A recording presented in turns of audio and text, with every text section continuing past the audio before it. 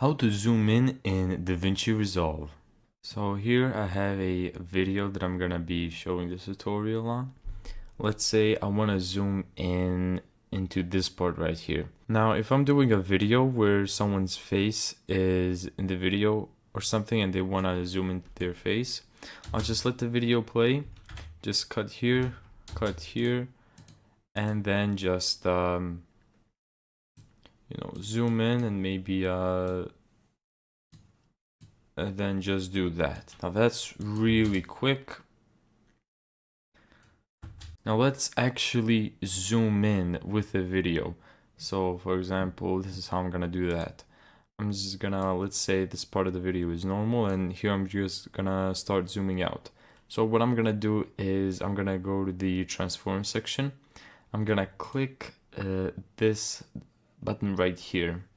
And what that does is that it signifies a time frame. This is the beginning of a time frame. So once you click that, you have to click this button right here, and this is the track of the time frame in a linear perspective.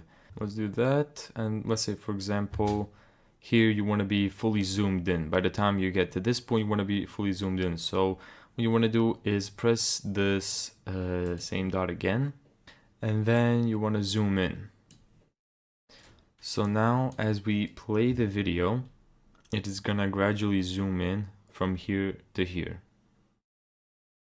And there you go. But as you remember at the beginning of the video, I said I want to zoom in into this part right here.